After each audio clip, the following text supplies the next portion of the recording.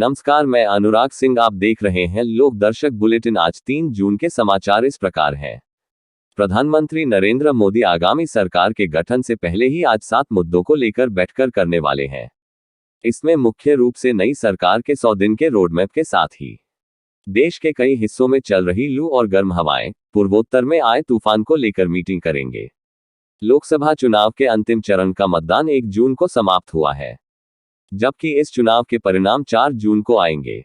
लेकिन पीएम मोदी इससे पहले ही आगामी सरकार की तैयारियों में जुट गए हैं। वो आगामी नई सरकार के 100 दिन के रोड मैप को लेकर पीएम मोदी बैठक करेंगे।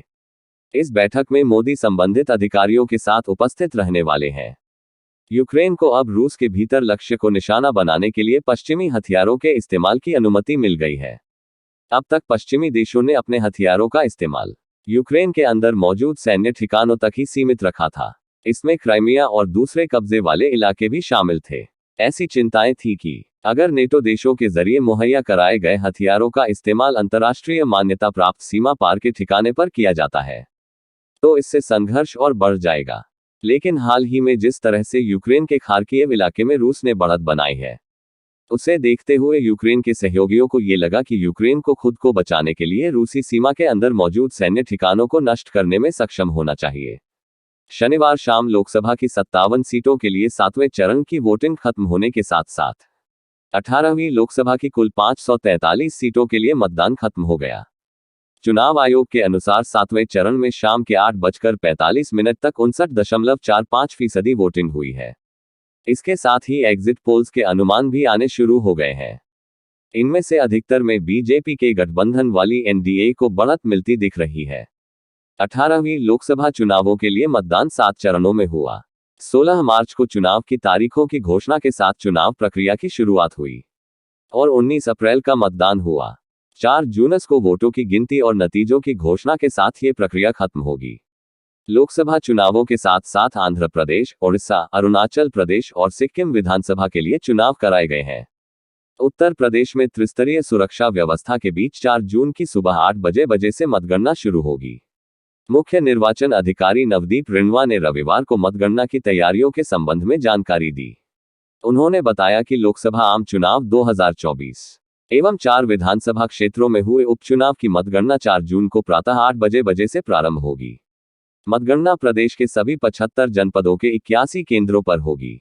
रिणवा ने बताया कि मतगणना को सकुशल संपन्न कराने के लिए पर्याप्त मात्रा में अर्धसैनिक बलों की तैनाती की गई है। मतगणना स्थल की सुरक्षा त्रिस्तरीय होगी। इसके लिए क्षेत्रीय पुलिस बल, राज्य पुलिस बल और सीएपीएफ की तैनाती की गई है। उन्होंने बताया कि लोकसभा आम चुनाव 2024 में प्रदेश में कुल 851 प्रत्याशी चुनाव मैदान में हैं, जिनमें से 771 पुरुष एवं 80 महिलाएं हैं। सबसे अधिक 28 प्रत्याशी घोसी लोकसभा क्षेत्र में और सबसे कम 4 प्रत्याशी कैसरगंज लोकसभा क्षेत्र में हैं। मुख्य निर्वाचन अधिकारी ने बताया कि आगरा, मेरठ, आजमगढ़, देवरिया, सीतापुर, कुशीनगर जनपदों में मतगणना 2-2 केंद्रों पर होगी। वहीं 8 लोकसभा क्षेत्रों की मतगणना 3 जनपदों में, 37 लोकसभा क्षेत्रों की मतगणना 2 जनपदों में और 35 लोकसभा क्षेत्रों की मतगणना 1 जनपद में होगी। सहारनपुर में चुनाव नतीजे आने से पहले ही समर्थकों में खुशी सर चढ़कर बोलने लगी है।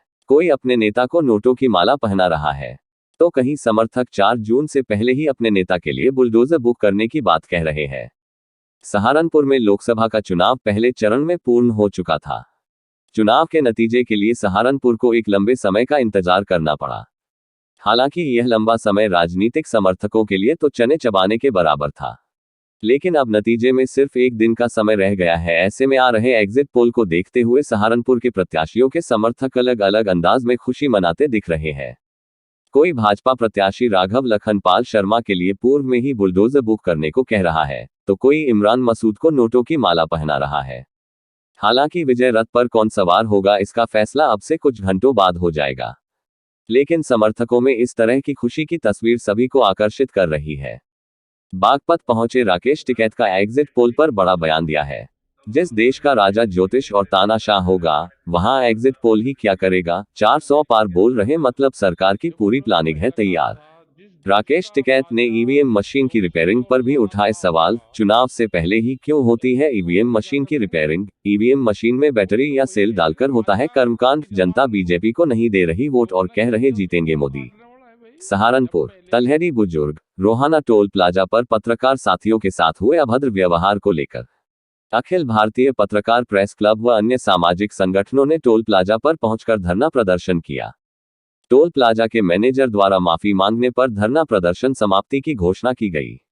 विगत 3 दिन पूर्व देवबंद के पत्रकार प्रशांत त्यागी व मनदीप शर्मा के साथ रोहाना टोल कर्मियों द्वारा अभद्र व्यवहार किया गया था, जिसको लेकर पत्रकार संगठनों और सामाजिक संगठनों ने भारी रोष प्रकट किया है। इसी प्रकरण में रविवार 2 जून को रोहाना टोल प्लाजा पर पीड़ित पत्रकारों का समर्थन करते हुए सामाजिक संगठनों द्वारा धरना प्रदर्शन करने की चेतावनी दी गई थी। पीड़ित पत्रकार साथियों को न्याय दिलाने के लिए अखिल भारतीय पत्रकार प्रेस क्लब के राष्ट्रीय अध्यक्ष अशोक शर्मा व राष्ट्रीय उपाध्यक्ष अजीत त्यागी और जनपद सहारनपुर के जिलाध्यक्ष DK शर्मा ने अपना पूर्ण समर्थन दिया और त्यागी ब्राह्मण सभा के अध्यक्ष मांगेराम त्यागी, भारतीय किसान यूनियन तोमर और अन्य सामाजिक संगठनों के साथ मिलकर धरना प्रदर्शन किया। इस दौरान राष्ट्रीय अध्यक्ष अशोक शर्मा ने टोल अधिकारियों को चेतावनी देते हुए कहा कि पत्रकार साथियों के साथ हुए अमानवीय व्यवहार पर आरोपी टोल कर्मचारी माफी मांगे, अन्यथा टोल प्लाजा अधिकारी अंजाम भुगतने के लिए तैयार रहें। इसके अलावा मांगेराम त्यागी ने रोष प्रकट करते हुए कहा कि पत्रकारों के साथ हुई घटना निंदनीय है, जिसका मुंह तोड़ जवाब दिया जाएगा। इसके बावजूद भी टोल अधिकारी कान बंद कर तमाशबीन बने रहे, जिसके बाद संगठनों द्वारा टोल प्लाजा को टैक्स फ्री कर दिया गया, जिसे देखकर प्रशासन में हड़कंप मच गया और कुछ ही देर बाद वहां प्रशासन के आला अधिकारियों का तांता लग गया, जिसके फलस्वरूप टोल प्लाजा के मैनेजर चौहान ने सदर तहसील के SDM परमानंद झा और क्षेत्राधिकारी के समक्ष अपने टोल कर्मियों की ओर से माफी मांगी और आश्वासन दिया कि भविष्य में ऐसी पुनरावृत्ति दोबारा नहीं होगी। उसके बाद SDM परमानंद झा को टोल से संबंधित विभिन्न मांगों को लेकर मुख्यमंत्री के नाम ज्ञापन सौंपा गया। ऐसे ही रोजाना बुलेटिन देखने के लिए चैनल को लाइक करें, सब्सक्राइब करें और शेयर करें।